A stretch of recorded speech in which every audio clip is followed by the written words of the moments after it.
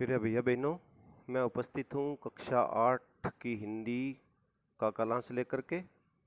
और हम पिछले कुछ वीडियो में हमारी जो बसंत पुस्तक है उसके हमने 7 पाठ कर लिए। और आज यह कविता है, यह सबसे कठिन समय नहीं। तो ये 8वां पाठ है बसंत का। आज हम और ये कविता है, इसकी लेखिका हैं जया जैदवानी जी। और यह एक कविता है, और इस कविता में जो लेखिका है वो बताना चाहती है कि अभी इतना कठिन समय नहीं है ना। यानी कि वो आशावादी विचार को प्रस्तुत करना चाहती है कि जीवन में निराशा नहीं लानी चाहिए, क्योंकि सब काम है ना वो निरंतरता से हो रहे हैं। तो इसमें ऐसे कुछ उदाहरण दिए हुए हैं कविता में, तो आइए हम पढ़ेंगे और इसका भावार्थ समझेंगे, है ना। तो इसका ये पहला पद्यांश है। नहीं, यह सबसे कठिन समय नहीं, अभी भी दबा है चिड़िया की चोंच में तिनका, और वह उड़ने की तैयारी में है। अभी भी झरती हुई पत्ती, थामने को बैठा है हाथ एक। तो लेखिका कहती है कि अभी यह कठिन समय नहीं है, ये इतना निराश नहीं होना चाहिए जीवन में। क्यों? लेखिका उदाहरण देके बताती है कि अभी भी दबा है चिड़िया की चोंच में तिनका। आप देखते हो ना, जो पक्षी होते हैं ना वो अपना घर बनाने के लिए क्या करते हैं, तिनके इकट्ठे करते हैं, है ना, चोंच में, और फिर एक घोंसला बनाते हैं, है ना। फिर वहाँ अंडे होते हैं, फिर वहाँ बच्चे होते हैं। तो ऐसे यानी कि जीवन चलता है। तो लेखिका भी यही कहती है कि जीवन ऐसे चलता है, गति से चलता है, रोज के काम रोज होते हैं। तो लेखिका हमें चिड़िया का उदाहरण देकर के ये समझाती है कि जो चिड़िया है वो रोजाना तिनके इकट्ठे करती है, उसकी चोंच में तिनका है, और वह उसको उड़ने की तैयारी में है, और वो वहाँ पे जाएगी जहाँ पे वो घोंसला बना रही है, और फिर वो एक नया निर्माण करेगी, है ना। तो नया निर्माण जीवन में चलता रहता है, और उसके लिए सबको प्रयत्नशील रहना पड़ता है नया कुछ करने के लिए। तो एक उदाहरण तो यहाँ तक ये हुआ। दूसरा उदाहरण है, अभी भी झरती हुई पत्ती, थामने को बैठा है हाथ एक।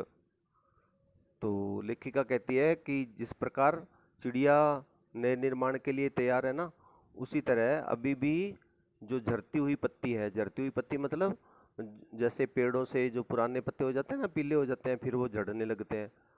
तो उसको एक उदाहरण दे के समझाया है कि अभी भी ऐसे जो लोग जो कमज़ोर हैं, है ना, उनको थामने के लिए अभी भी लोग तैयार हैं, यानी कि दूसरे की मदद करने के लिए अभी भी लोग तैयार बैठे हैं।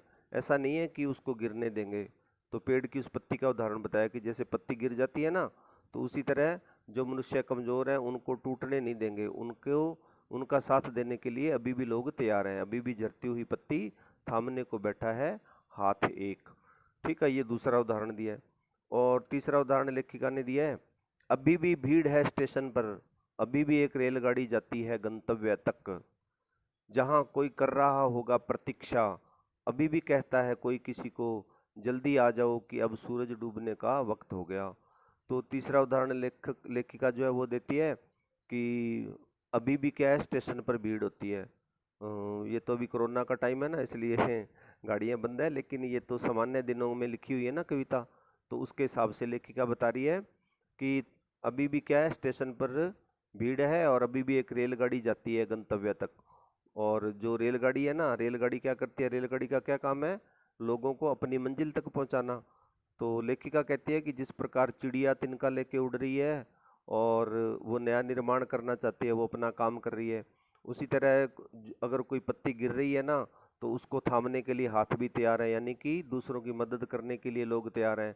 और तीसरा कि गाड़ी स्टेशन पर आती है और वो अपना काम कर रही है कि वो लोगों को लेके जा करके उनकी मंजिल पर पहुंचाती है, उनके गंतव्य स्थान तक पहुंचाती है।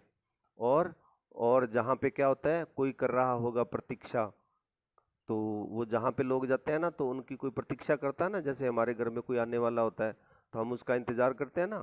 तो अभी भी कहता है कोई किसी को कि जल्दी आ जाओ, अब सूरज डूबने का वक्त हो गया। तो अभी भी क्या है, क्योंकि लोग सुबह काम पे जाते हैं ना, शाम को आते हैं।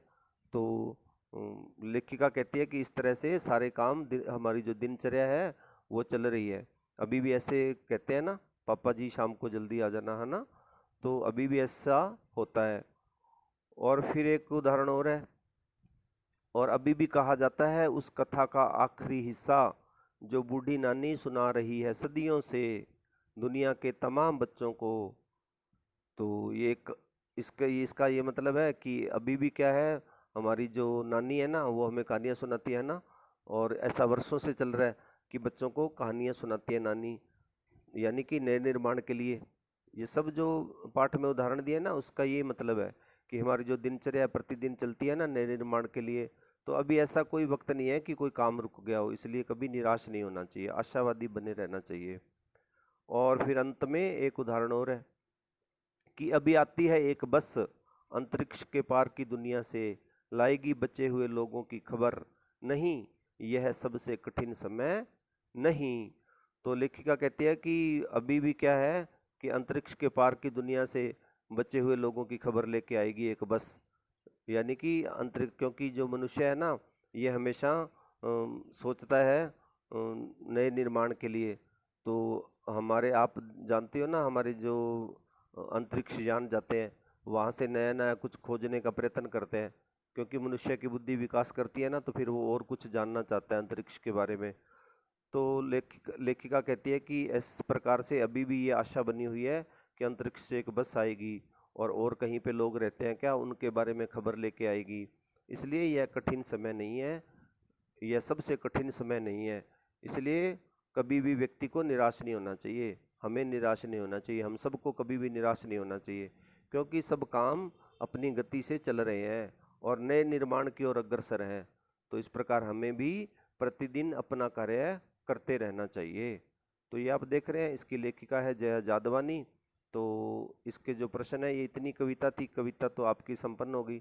और इसके साथ में ये प्रश्न है इसके पाठ से, यह कठिन समय नहीं है यह बताने के लिए कविता में कौन कौन से तर्क प्रस्तुत किए गए हैं ये स्पष्ट कीजिए।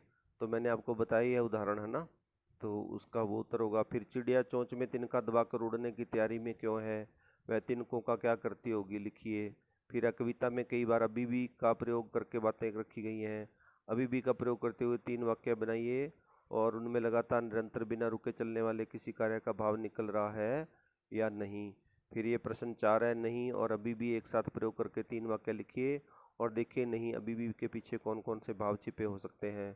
फिर है कविता से आगे, फिर है अनुमान और कल्पना, उसके बाद में